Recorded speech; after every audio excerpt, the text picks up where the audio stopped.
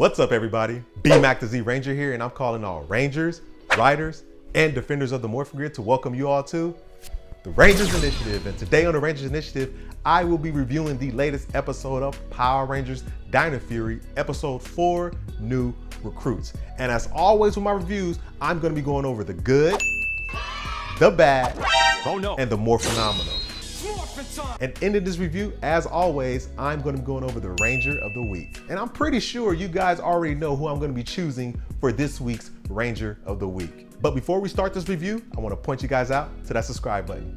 Make sure you guys hit that subscribe button, subscribe to this channel, and also click that notification bell so that way when I drop a video, you get it as soon as I put it out. And also, make sure you smash that like button. The more you smash that like button, the more YouTube recommends me and I get all over YouTube, and we can expand this Ranger Initiative with everybody coming Ranger of their choosing. All right, but you know what? Let's get right into this review. Let's go. I'm so excited.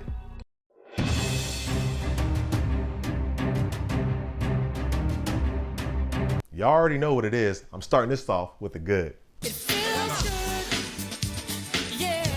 And the first thing I liked about this episode was at the very beginning, we actually get to see the Void Knight actually do something other than just waiting for the Sporix to hatch. He's actually building a monster to defeat the Rangers. And while building this monster, he needs an orb to make this monster more powerful. The second thing I liked about this episode was Zato going for an interview. And the reason why I like that is because we get to see Zato interact with the human world. You know, not saying he's never interacted with humans, but he is from 65 million years ago with the dinosaurs, and he's from another planet. So seeing him interact and actually be in our world doing different things, I thought that was pretty cool. Another great thing about this episode was the introduction to the new recruits, AKA the new Rangers. We see that Javi, the new Black Ranger, is interviewing for the same job that Zato's doing, but the reason why he's doing it is so he can get a keytar. Okay. Which I'm guessing it's a piano that you play like a guitar. Correct me if I'm wrong, but I think that's what it is. And we get to see him interact with the Rangers, and they all just work well together. Just the conversation they had. There's no animosity or anything like that. And we see the same thing with Izzy, because she's the top athlete in their area, and Zato has to go interview her. And their conversation, just the whole thing with Zato, her and Zato, and then her and the other Rangers finding out that her dad is the park ranger, and the park ranger doesn't really like Amelia. I thought that was pretty cool and pretty funny at the same time. But you know what? Let's move on to something I know you guys don't like, and I don't like either, the bad.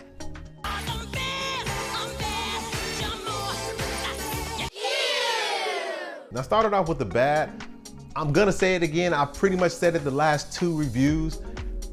I just don't like Jane and the J board. I don't like that. And I had to think to myself, why don't I like them two as the comedic relief of Power Rangers? And here's why. Jane is the boss of Bubble Blast or Blaze Blast. I keep forgetting which one it is, but whatever. She's the boss of this news organization, right? It doesn't make sense to me why she is the comedic relief.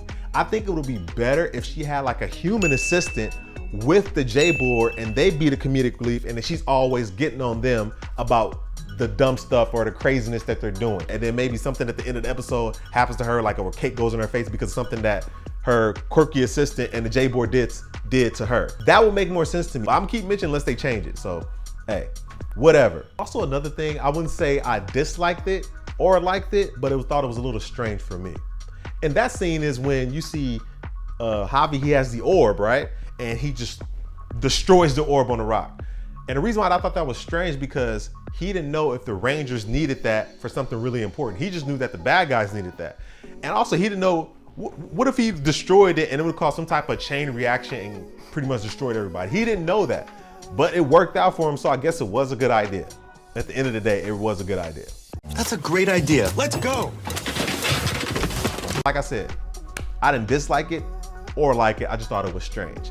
And honestly, that's pretty much it with the bad. I didn't really have a lot of bad with this episode because I really enjoyed it. But since I didn't have a lot of bad, we're gonna move on to the more phenomenal. Here we go. And starting off this more phenomenal segment, I gotta go with the boost keys again. And particularly, the Pink Ranger's boost key, the speed key.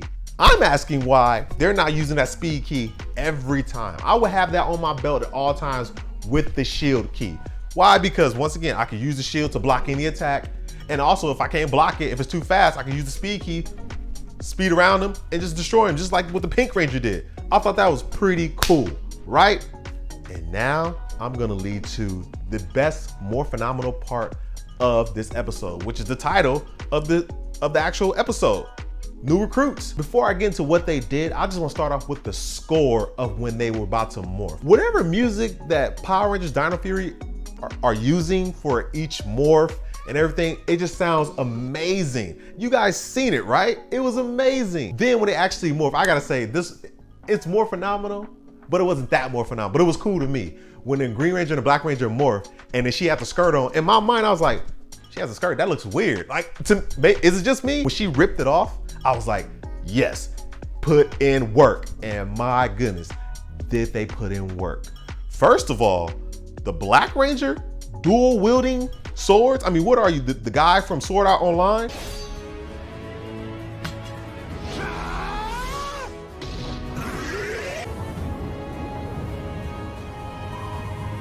He was destroying the putties, whatever they call them, the henchman. He was destroying them just on point. And then her with the javelin, and she was doing all that. But you can't tell me that wasn't more phenomenal. Y'all can't tell me that. That was so cool. Like that whole scene right there was just amazing. These Ranger introductions are just killing it, from the Red Ranger to the Blue Ranger to Pink Ranger to Green Ranger to all of the Black Ranger, all of them. So I can't even imagine what the Gold Ranger's introduction is gonna be like. My goodness. And that pretty much ends the good, the bad, and the more phenomenal. But now we get to move on to what everybody's been waiting for, and that is the Ranger of the Week. And this week's Ranger of the Week was actually pretty easy and hard at the same time. And you'll know why after I tell you who this week's Ranger of the Week is. And without further ado, this week's Ranger of the Week is Javi, the new Power Rangers Dino Fury Black Ranger.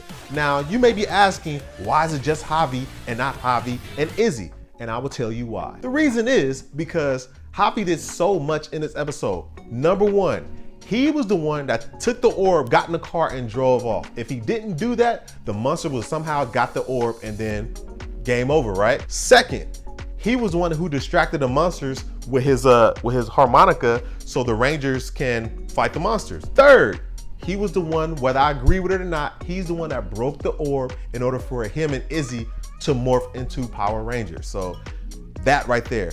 And lastly, I gotta be real, his scene, or his fight scene was better than Izzy's. And the only reason why it was better because of the dual wielding. I'm not gonna say never, but I haven't seen that since Sword Art Online, the anime, with the dual wielding swords. And I thought that was pretty cool. Now don't get me wrong. Izzy's scene with her fight scene with the javelin and then her own sword was amazing. It was just like when Ali and Amelia had their first fight scene. I thought Amelia's scenes, her fights were better than Ali's, because it just was. In this particular sense, I gotta go with Javi, the Black Ranger, for this week's Ranger of the Week. But to wrap all this up, I gotta give this episode a 4 out of 5 stars. And the reason I'm giving it 4 out of 5 because the new Rangers. You gotta do it because of that, because you got new Rangers and it was a great introduction to them as people, and then them as Rangers. It just all meshed together and it was just great. It's not a full 5 because once again, it wasn't that spectacular, but it was still amazing and more phenomenal. And that's about it. And I really hope you guys enjoyed this review on Power Rangers Dino Fury Episode 4 New Recruit, because I sure did. And if you guys are not watching Power Rangers yet, y'all need to be watching Power Rangers right now. It's so good right now. I would even say, because Beast Morphers was great. This is getting up there with Beast Morphers. I'm just saying. And if you haven't seen Power Rangers Beast Morphers, go and watch that. It's on Netflix. Please go and watch it right now. But I hope you guys enjoyed this video. If you guys did, feel free to like, share, and that button right there.